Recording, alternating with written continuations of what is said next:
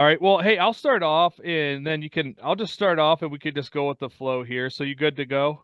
Yep. All right. So today we're going to be talking about personality at work and I wouldn't say just work, but like how we're doing it in higher ed. And um, so I would like to talk about there's three areas. It's personality, interest, and skills. And so here's how I would describe it. So I would say somebody, let's say a salesman.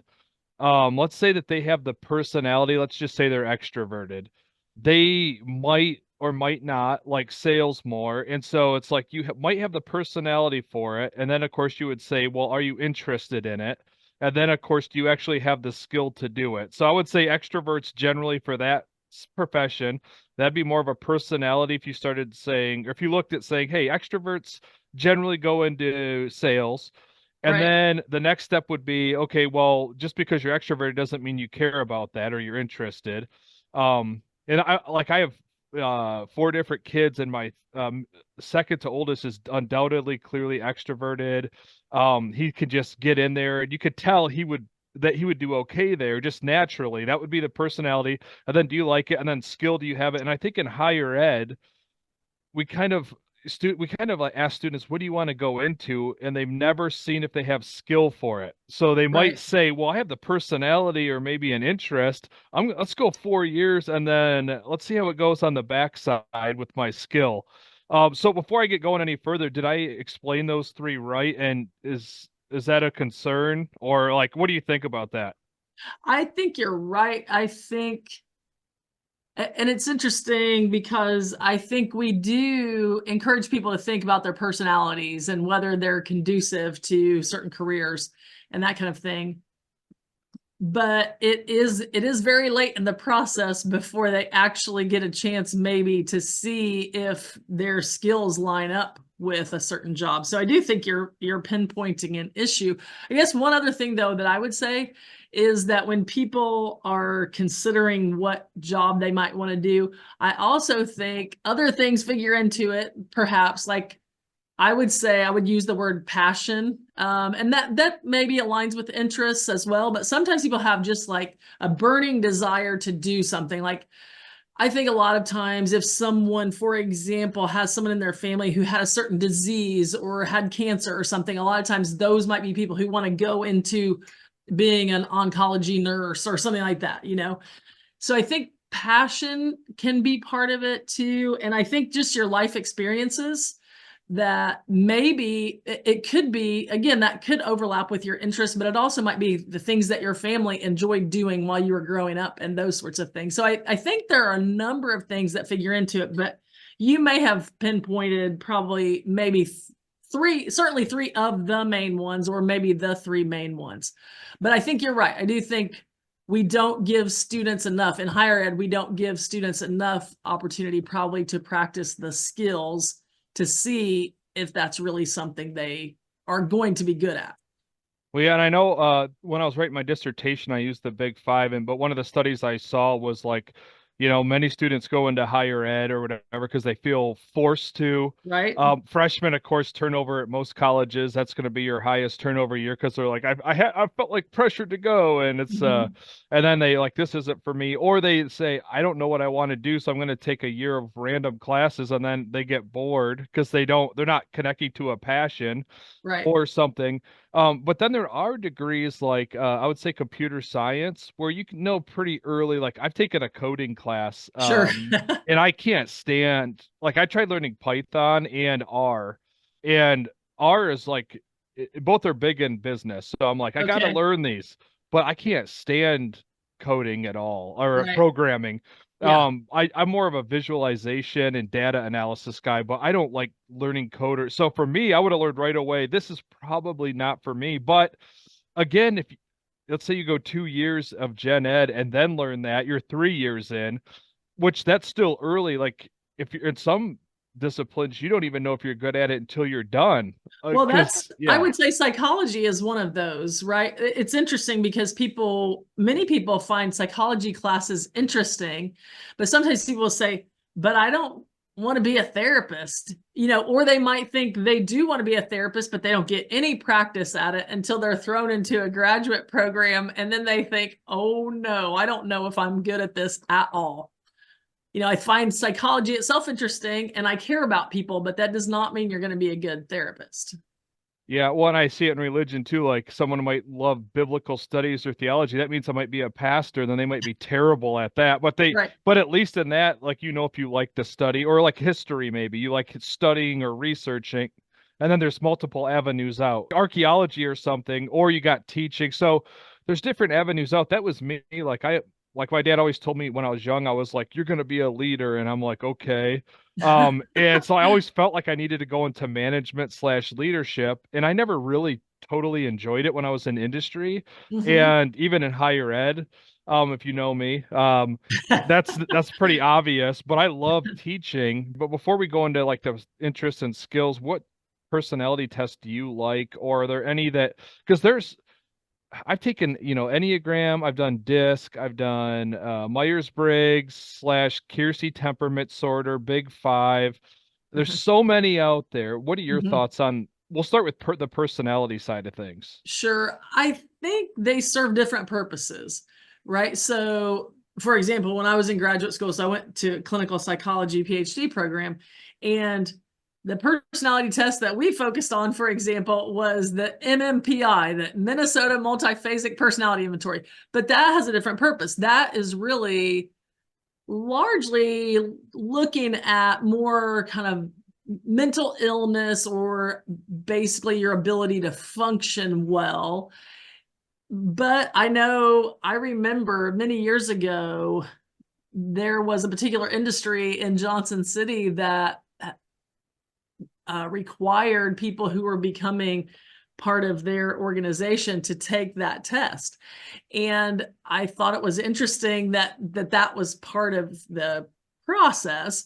But I think that makes more sense in some ways because you're actually looking for deviance,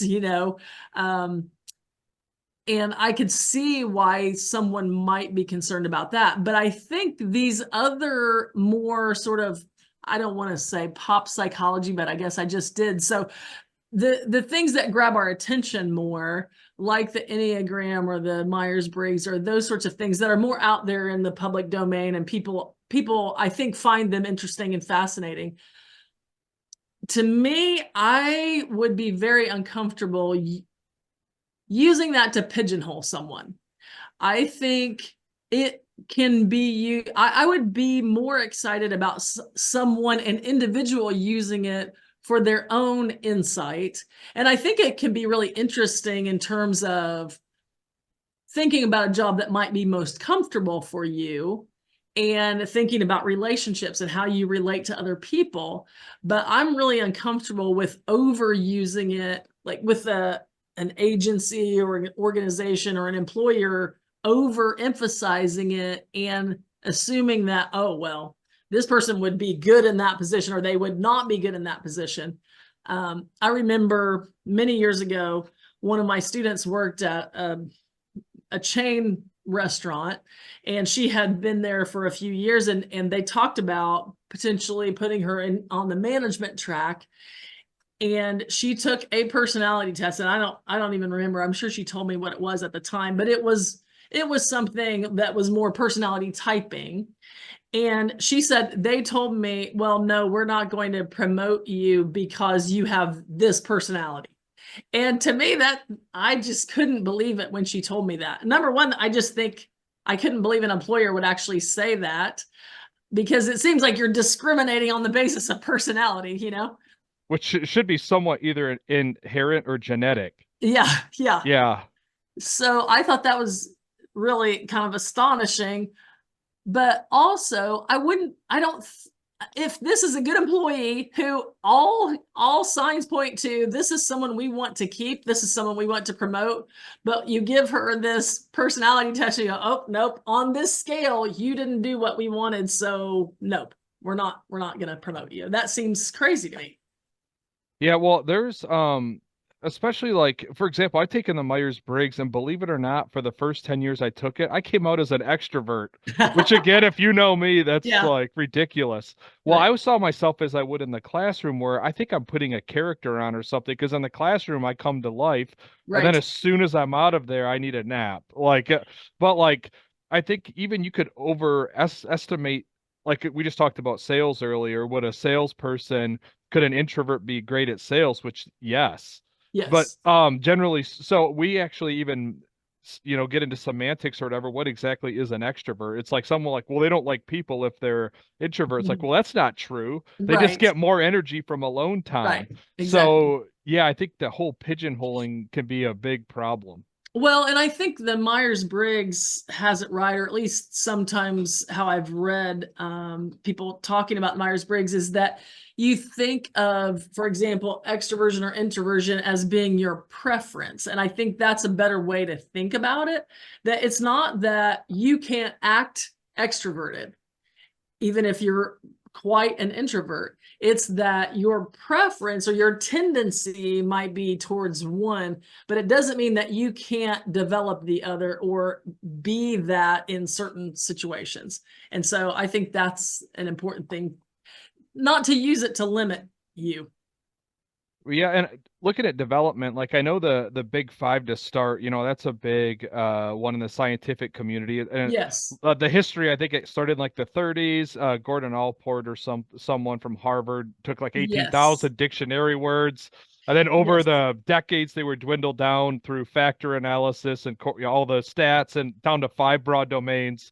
Right. And then Um, it was adopted by some McCrae and Costa, I Costa, think. yeah. Yeah. Yeah. Yeah, so it's interesting though that like when I look at that though, and okay, so let's say it measures five traits. So it measures your level of extroversion slash introversion, your level of conscientiousness or your attention to detail or not. And then of course it looks at, well, I like the neuroticism one because that automatically sounds bad. And I think I'm pretty neurotic. I'm very, but on the test I'm always not. Um, Well, and it's then funny. That's the only one of the five that is different on gender. Well, it's not the only one, but it's the strongest one that is sort of aligns with gender. yeah, yeah. So I do not like that one end of it is neuroticism and the other end is emotional stability. I think, come on, that I, can't we I come up with better labels? I am not emotionally stable.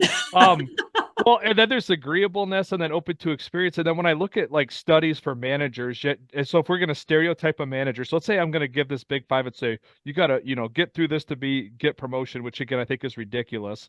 You would be high conscientiousness, stop the presses, attention to detail. So you would answer like 10 questions, like, I pay attention or, whatever. Right. And then let's see, they would be low agreeable because they have to be somewhat stubborn or Hmm. um and then open to experience, which I like the nuance there because I think you could be open but not change your mind all the time. So I think I like the openness open's Right. like share me the ideas you got, but I'm also not going to just change my view on it. Yeah. So they're like high open but low agreeable, but Right. usually extroverted. And then there was a study I found, and I think it was German factory, where introverts were promoted less. And it was Hmm. just again talking about stereotypes and whatnot. So anyway, I would have, even though the big five is scientific, I'd be very cautious about using that, I definitely especially would too. promoting.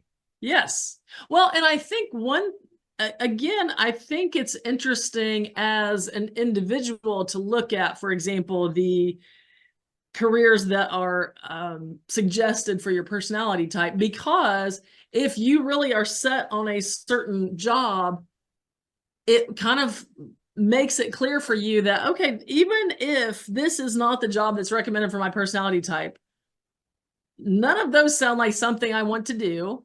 And I really do. I don't care if this job is going to be more challenging for me than it would for someone with a different personality type. I really want it that badly. Right. And so I think it can be clarifying in that way. And one other thing, Brad, that I was thinking that I think is important to raise is that a lot of jobs, well, all jobs, I suppose, have different tasks to them, right? So, being a college professor, it has parts of it that appeal to an extrovert, but it also has parts of it that appeal to an introvert. A lot of your time is spent in your office by yourself, right? Reading. Yay. And drinking That's right. coffee. Yeah. Yes. So an extrovert is going to have to figure out how to deal with that, right? And so, for example, there's an author I like she's a psychologist, but she's also written some very successful books. And she said that if you are an author that, you have a big time enough book that you have to go out on a book tour. She says that people who are extroverted love the book tours, right? They get to meet a ton of people, sign books. That's all fun. Go to a bunch of different cities and everything. But introverts who write books that have to go on those tours think, oh, this is terrible. I hate that I have to do this, right? Whereas extroverts who actually have to write their book, they have to maybe lock themselves up in their office by themselves and chain themselves to the desk and make themselves, sit by themselves and write the book. Whereas an introvert is finally like, yes, I get to be by myself and write, So I think a lot of jobs have aspects of them that will appeal to your personality, probably no matter what your personality is, if that makes sense. Yeah, it's a bit too reductionist, I would say, to just say one type fits a certain job, because Right. there's multiple dimensions to the job. And this will segue nice into the next thing, because if we look at the Myers-Briggs, Carl Jung wrote Psychological Types. I was actually on vacation. I got bored and printed it off and read it back in like when I was working, when I first started my doctorate, it was like 2012. We were on like Michigan or something, and I actually printed it off and read. I don't know why, but Yeah. anyway, but he came, I think his Carl Jung based it off the four yogas of Hinduism or something. But that was from his theoretical perspective versus Mm-hmm. the big five, which was, let's take a dictionary, lexicon, or whatever, and then we'll dwindle it down. His was like, here's what I see, and I'm going to base it on religion.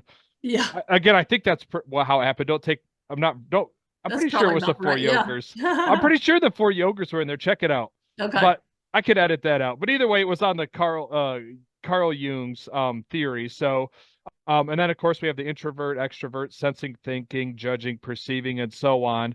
And so you've got basically four pairs, and then you can end up. And what I've noticed with accountants, one study I found was out of 16 potential types. So you get, like, for example, you might be introverted, sensing, thinking, judging.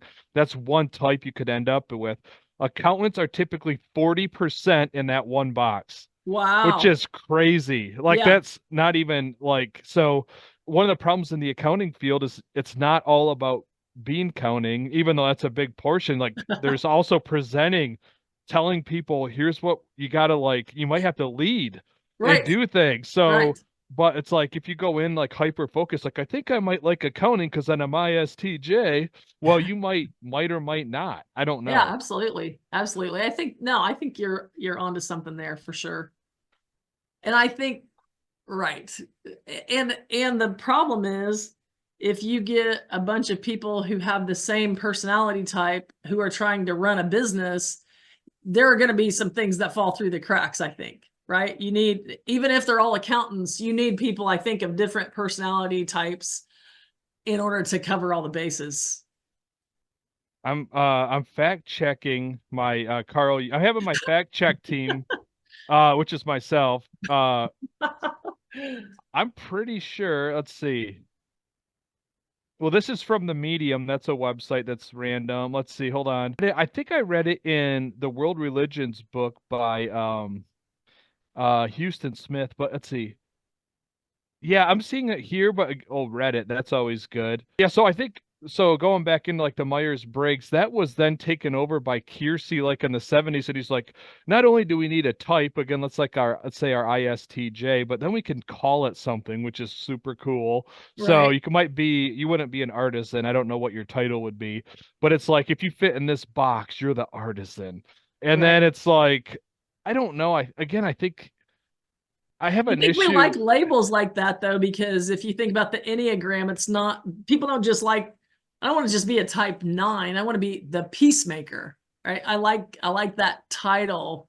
I think we gravitate towards things like that. Maybe it's just And I makes don't more think sense to anyone us. knows where the Enneagram came from. I think it's just been there's all kinds People of talk about rumors. that has ancient roots, right? Yeah, I That had Rod yeah. Castids on, Dr. Castids on like a year ago and he talked about that. And Yes. yeah, everything from Satanism to ancient roots to whatever. But we've been studying personality forever. I mean, even Hippocrates or Crates, I don't know, like Hippocratic Oath. He was Yeah, looking at Hippocrates. like, he was looking at what was he calling it? He was like sanguine. He had different types, Oh, but it was the humors, right? yes, yeah. So we've been looking at it forever. Right. So I find that interesting. Oh, for So, sure. well, I guess for like going into school and jobs, so we've got okay, Big Five's a big one right now. Hmm. Still, I think. I think you're right. And Myers-Briggs is still hanging around, but I think Hmm. it's losing popularity to the Enneagram. I Hmm. know business consultants love DISC.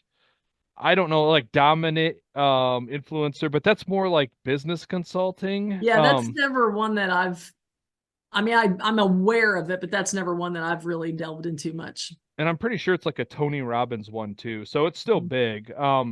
But then if you go, let's take one step in and look at interests. So interest, the main one I've seen is RASIC, and this is the one the government uses for it's like ONET. Like if you're looking for a job and you're like, I don't know what kind of career I'm going into. Here we go again. So you're not necessarily looking at your personality, like am I extroverted, but like what might I be interested in? There's this RASIC test. So this is the one Mhm. that's very, I would say, popular. And the problem I have with this one is one of the questions asked me, it's like, would you want to teach disabled children? And I'm like, no, because Mhm. it's just not my calling. Like it, and they're asking about the Right. social skill. But I'm like, well, they're assuming one, teaching a social, which part of it is, part of it isn't. Hmm. And then also that's such a specific scenario. I like teaching adults and chewing on ideas, but like in I think professor falls under the teacher category. So Hmm. right, I don't know that's almost so specific. I don't know even what to make of that. That's just one question, but there's a lot of them like that. I Well, think. yes. And I'm thinking as you're talking, I wonder if the reason they have that is because the MMPI is very popular, very well validated, been around forever. Like I said, it's more to look at problems in personality functioning, not temperament and that sort of thing. But even the MMPI has been criticized because, for example, there are questions like, I like to read auto mechanics magazines or something like that. And people think, you're what possible relevance does this have to do with my personality functioning, right? Because it's not even an interest test. It actually is a personality test. But the reason the reasoning is that while that item may not have much face validity, it may not make any sense to you as you're reading it, it does predict something. Like maybe most people, for example, who go into teaching would answer that question about teaching disabled children, would answer it, yes, I would like to do that, or something like that. So you may be an outlier in terms of folks who are interested in teaching, if that makes any sense. Yeah, well, there's when I was working on my doctorate, the professor's like, let's talk about predictability. So he's like, what's the number one predictor if you'll succeed in higher ed? Like what one of the top ones he asked and nobody knew. And he's like, your mother's educational level. And so Yeah, everybody raise your hand if your mom has a college degree, and everybody but me. So 14, I interesting. think out of 15 had a mom with a Wow. college degree, and that we're in the doctorate class. And then I'm Yeah. like, yeah, my Uh, mom did not have one. right. And then I'm like, I'm gonna be the first done with my dissertation and take that. Um, Really? so yeah, well, Well, well, but it and wasn't good. No, I'm yeah, kidding. It was fine. yeah. But that's what you're because it's like why again those predictability. If you sneak one in though, again, it's not again on me it would have weeded me out. But Right. again, I'm an outlier, but you got to mind the outlier. I don't like That's throwing true. outliers out. No, I agree. I agree with you. But again, that's only one item. But for whatever reason, you're saying it doesn't put you as someone who would be interested in teaching. Right. Yeah. Yes. So that is problematic, I think. And I think hopefully you want to think that, for example, in higher education, as academic advisors, for example, and as professors, when we have conversations with students, hopefully we're trying to give them some good advising and encourage them not to take any one piece of data and overemphasize that, right? So just because it says it doesn't indicate teaching is a good field for you. If you really want to teach, let's talk about it. Let's see what there is to that, and not let any, whether it's an interest inventory or a personality test, not let anything dissuade you from that. Now, there are probably some people, Brad, who they might be passionate about teaching, but just interacting with them, you could probably say, oh boy, this person would get eaten alive in a classroom, right? So sometimes, I mean, And then I that's think, skill. I would say, well, it's personality maybe too, and skill or right, something, a mix. Yeah. right. But so, I mean, even though I'm saying, oh, even if the personality test or the interest test doesn't say you should do this, you could still do it. But sometimes we do need, I think, mentors in our lives and advisors who will tell us, maybe, Don't go on maybe American Idol. that's right. Well, yeah. But then at the same time, I always get hesitant too, because I don't want to be someone to steer someone the wrong way. It's tough. It's very It tough is to kind of tough. make the call. Yeah. Well, on this skill side, then. So again, let's just act like, okay, my parents didn't pressure me into higher ed, so I'm going into higher ed and I'm picking a degree. It's probably in part due to my personality and my interest or passions, or maybe something, sent me on this path. And then I go through all this coursework, and again, maybe I'm good or not. So then there's the skill side. Do you think there's any way? And again, I don't know if like what can we do? Because skills is usually last. I don't know. Is there anything we can do with that? Or because like I think a career tech center, and I don't know. Let's just say you're working on trying to be a mechanic, and after like if you can't do an oil change after a month, like this might not be the gig, but you could Right. try it out. Like, Yeah. you could go like for example, but then there's a double-edged sword. Like let's say we're doing counseling, and let's just say that you could do a trial counseling session, probably, and you do it and you're not great, but it's early on. You could Mhm. grow in it. So you don't want to necessarily, but at the same time, it'd be at least good to feel it out, being like, this is not for me. Right. So I don't know, I know that's kind of a big question, but like, what do you think on Well, the skill side? I think, and I can't even remember who said it now, but I mean, there are many people who would talk about, who know a lot about and study a lot about careers and people being successful and that kind of thing, who would say that really the number one thing we need to emphasize are internships. And, you know, I think in undergrad, there are some majors that are much more conducive to that and that push that a lot more. But for example, I think about, at the institution that I'm most familiar with, the students who are planning to be teachers have an opportunity the first semester that they take a course in education, they have an opportunity to go out and be in a classroom. Now, they're not teaching at that point. It's not student teaching. That's years on down the line, but it at least puts them in a classroom setting, observing what the teacher's doing, possibly maybe contributing somewhat to a lesson or something, and at least gives a little taste of what that might be like. And I think the more that we can do of that, the better, because yeah, I think we're not serving students well if we just give them all the theory and 4 years later they come out with a degree and then they hate what they're doing,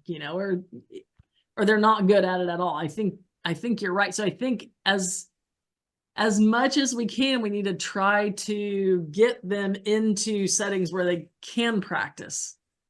I think too, a lot of it comes into the philosophical viewpoint of like, what's the purpose of higher ed? Because, Right.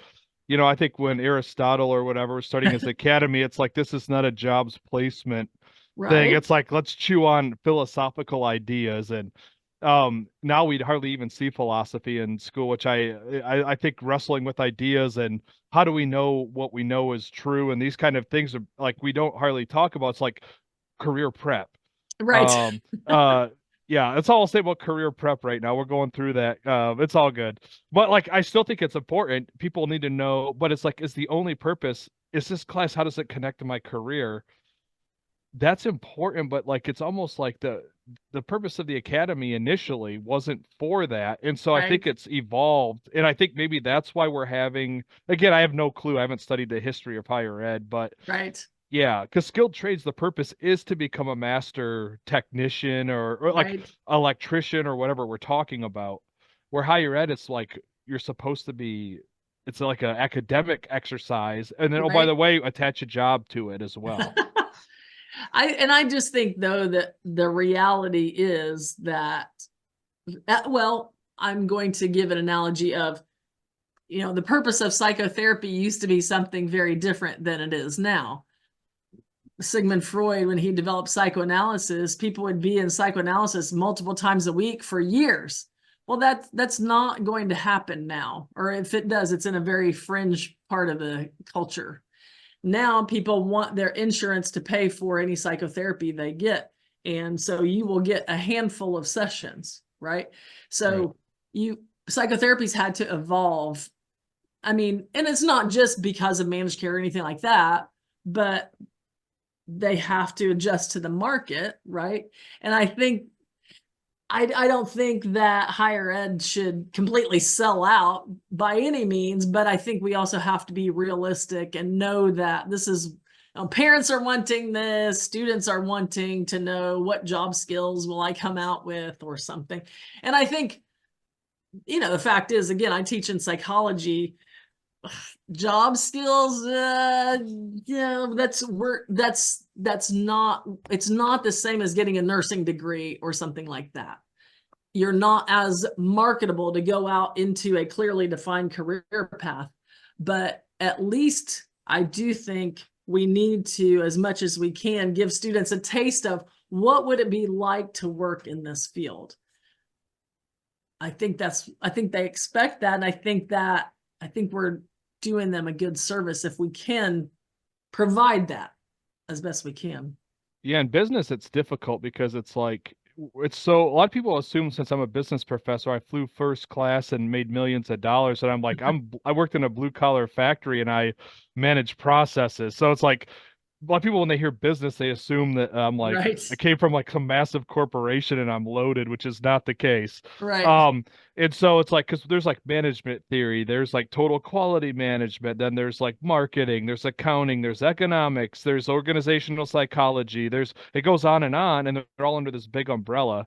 And Right. so when we're teaching students, just it's the interconnectedness. So for example, if you invest heavily over here, that's going to trickle down into how you price the product, and then that'll lead into a certain advertising scheme.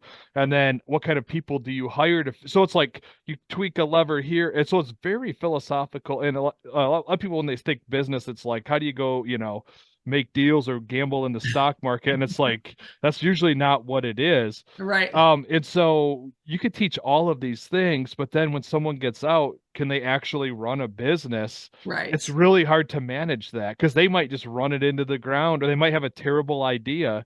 Or they might not have the personality. Let's talk back to personality for leading or something. And Right. so it's a challenge.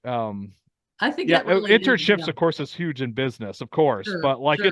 it's far more philosophical than most people would give it credit for. Hmm. And I Yeah. don't know if psychology is the same way because you got to worry about like the neuroscience, the personnel, like how do all of these things Right. interact? That's a huge part of it. Right. Well, and I think for psychology, at least when you're talking about counseling or psychotherapy, it's so interesting because there's whether you can grasp the theoretical components that you need to, but then there's really a very big piece of it is the interpersonal side of things. And you might be someone who, oh man, you could rattle off everything about the theory, but you're really awkward when you're with people, and or you won't look people in the eye, and you hate talking to people. Well, then that's not going to be good to be a therapist, right? So Right. yeah, it's yeah, I just don't think you can plug a bunch of data into a person and say, okay, here's your job. This is what you need to do, and this will provide you with a happy life, you know? But have you ever studied other countries on that? Because I think there's more of that going on earlier on where they try to push you towards a profession. Do you know anything about that? Well, it's interesting. I was actually mentioning this to my husband, and I think so. He taught at an international school years ago, and they use the British curriculum. And so at that, he was telling me, now I might not get this right. I think when you're 15 years old, you have to pass 5 subjects at a certain level. And then when you're 18, you have to pass 3 subjects at a more advanced level. And then if you do that, you can choose one of those 3 subjects and go into that or something like that. But it is more kind of steering you one direction or another, much more than an American model. And then and again, I have not really, I'm just going to be honest, I have not studied this across cultures, but I will say something based on my experience. So several years ago, you know, Brad, I lived in China for a semester, and that was very interesting, the model there, because their universities are actually in tiers. And so there, I think, are 3 tiers.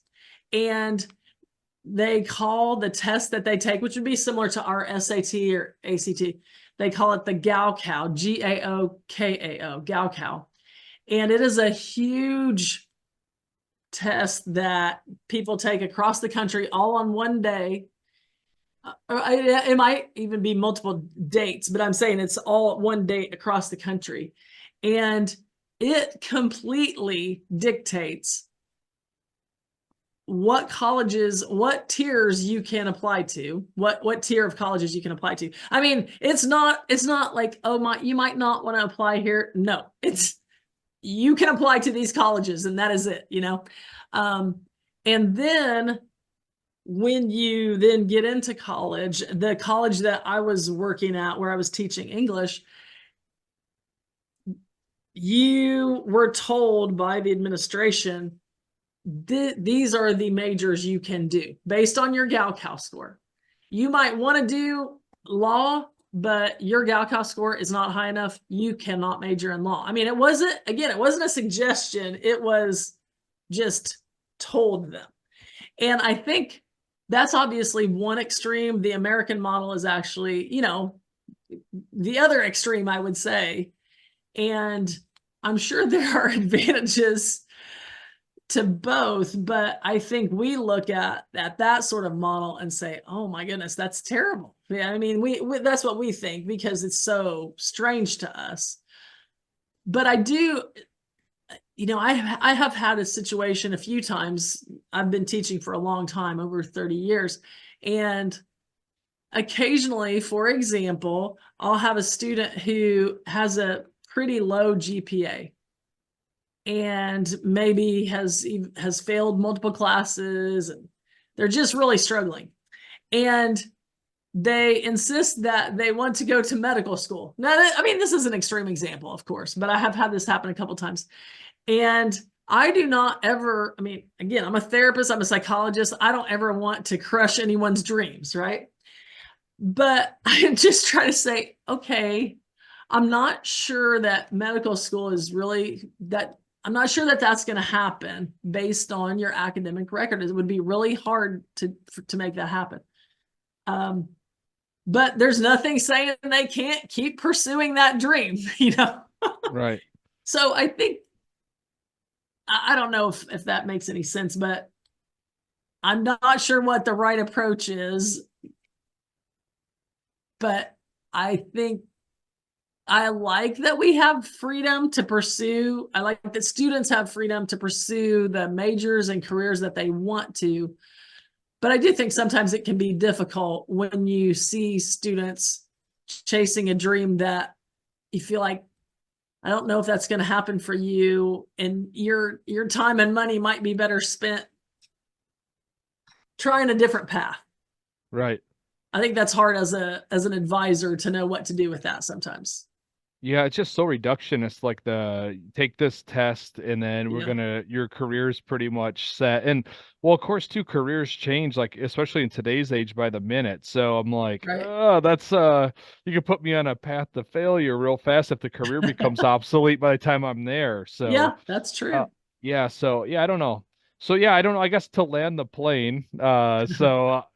I guess we have this mix of personality, skills, and interests. Like, what would you recommend? Let's say somebody's like, okay, I'm either a freshman or a sophomore in college, or let's say I'm a high schooler and I'm like, I'm looking to get into it, or even let's say an employer. I'm going all over here. Or Yeah. you're an employer hiring. Like, what kind of test or what should we be looking at when we're trying to guide people on these paths? And we could start with high school. Like, if you were a high school counselor, what would you tell what would you tell a student to do if they're like, I don't know what I'm interested in, or what should I pursue in college?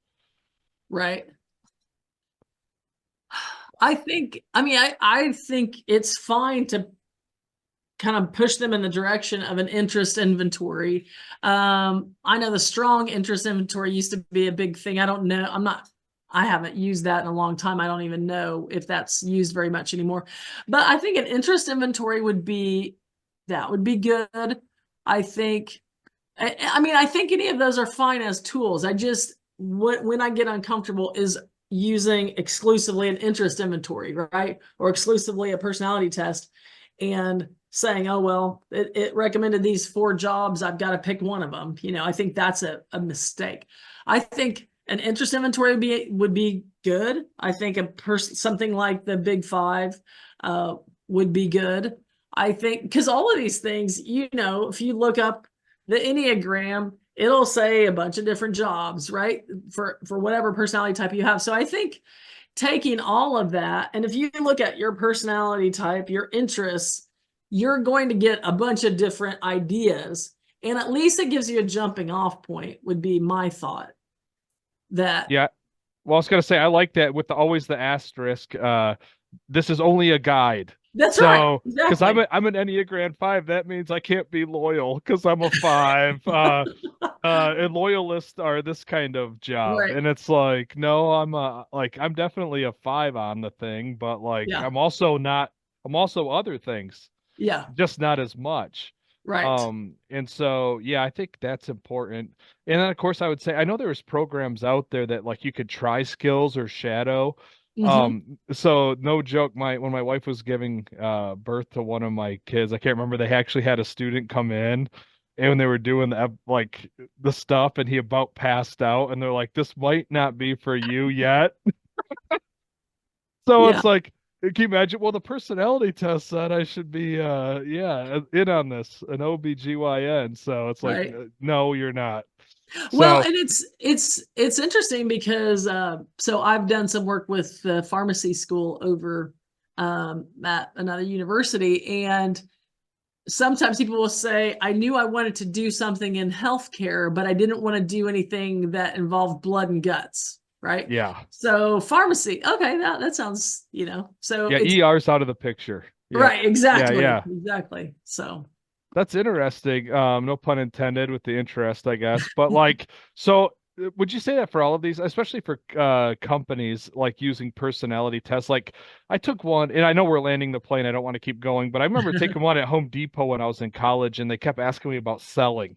You have a customer, they don't know what they want. Do you A, uh, force them to make the sale, B, recommend something and close the sale, B, just give an idea and walk away, or something like that? And the whole test was this. And I'm like, you're gonna evaluate me without any training based on my sales personality.